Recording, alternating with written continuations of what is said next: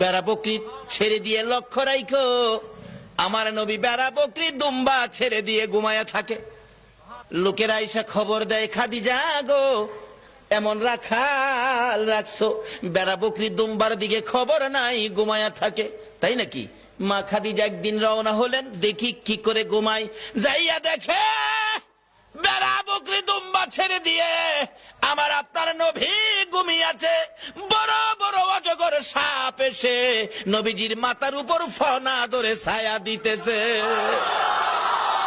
খাদিজা বলেন, না না, এই রাখালের বকরি জংলার বাগে নিবে না।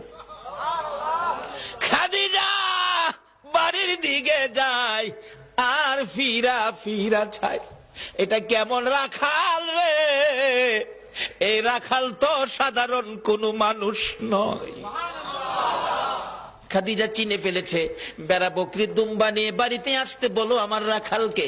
আমার নবী দুপুর বেলায় বেড়া বকরি দুম্বা নিয়ে বাড়িতে রওনা হলে খাদিজা বাংলা রুমে বসে বসে দেখে, এটা কেমন রাখাল রে?